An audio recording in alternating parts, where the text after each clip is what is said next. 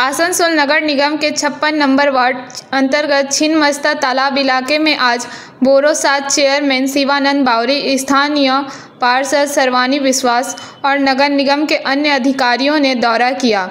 आपको बता दें कि यहाँ पर दुर्गा पूजा के बाद प्रतिमाओं का विसर्जन होता है, लेकिन इस समय तालाब की हालत बेहद ख़राब है। गंदगी का अंबार लगा हुआ है। ऐसे में मां के लोगों को आसान का है कि इस बार वह इस तालाब में कैसे विसर्जन कर पाएंगे। इसे लेकर आज शिवानंद बावरी के नेतृत्व में यह निरीक्षण किया गया। इस मौके पर शिवानंद बावरी ने कहा कि आसनसोल नगर निगम की तरफ से विसर्जन से पहले हर तालाब की साफ सफाई की जाती है। पिछले साल भी इस तालाब की ऐसी ही हालत थी, लेकिन साफ सफाई की गई थी और इस बार भी तालाब को विसर्जन करने लायक बना दिया जाएगा और छठ पूजा से पहले तालाब की पूरी तरह से साफ सफाई कर दी जाएगी। সাফাই অভিযান চলছে পৌরনিগমের তরফ থেকে, তো এটা প্রত্যেক বছরে এই ধরনের সমস্যা হয়ে থাকে, তো সেক্ষেত্রে আপনি কি বলবেন? প্রতি বছরই এই ধরনের সমস্যা হয়ে থাকে, কিন্তু প্রতি বছরই আমাদের আসানসোল মিউনিসিপাল কর্পোরেশনের মাননীয় মেয়র বিধান উপাধ্যায় মহাশয় ওনার উদ্যোগে আমাদের মানপুর বড় 7 নম্বর বড় চেয়ারম্যান সমেত সমস্ত আধিকারিকরা সবাই মিলে এটাকে পরিষ্কারও আমরাই করে দেওয়া হয়। আর যেহেতু এটা পার্সোনাল পুকুর বলে সবাই হস্তক্ষেপ করেন বলে আমরা এটাকে আগের থেকে 12 মাসের জন্য কিছু ব্যবস্থা করে উঠতে পারছি না।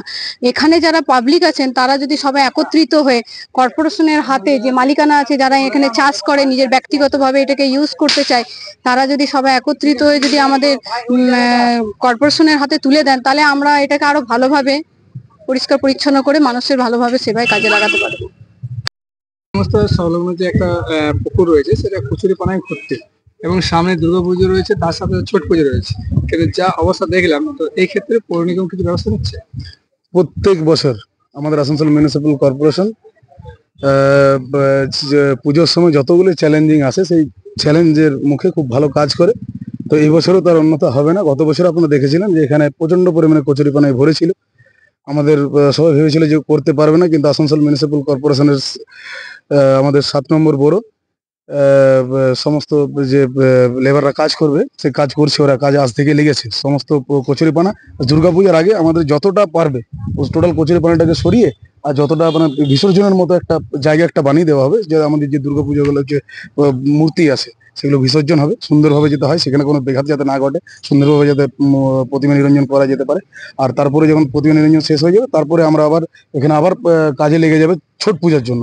সমস্ত যে কচুরিপানা আছে গতবার যেভাবে পরিষ্কার হয়েছিল ঠিক সেভাবে পরিষ্কার করবে আসানসোল মিউনিসিপ্যাল কর্পোরেশন। তো এই পুকুরটি কি কোনো ব্যক্তিগত মালিকানা রয়েছে না কোনো সরকারি জায়গায় রয়েছে? এটার মধ্যে একটা ব্যক্তিগত মালিকানা আছে যারা চাষ করে, সেটার মধ্যে যতক্ষণ না এখানের কোনো মানুষ এগিয়ে এসে যেটাকে কর্পোরেশন দিয়ে ডিড করে দেয়, গিফট করে দেয় কর্পোরেশনকে, তাহলে কর্পোরেশন নিজের জায়গা নিজের ইয়েতে নিয়ে সেটাকে কর্পোরেশন সংরক্ষণ করে ঘাটফাট বাঁধিয়ে দেবে, সেই পরিকল্পনা কর্পোরেশনের রয়েছে।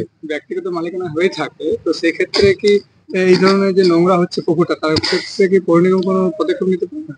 পদক্ষেপ নিতে পারে। প্রথম কথা, এটা কর্পোরেশনের তো পুকুরটা নয়, পুকুরটা যে ব্যক্তিগত মালিকানা, তার মধ্যে কিছু সেলের জায়গা আছে, লোক বলে অনেকে বলে এটা আমার যারা চাষ করে।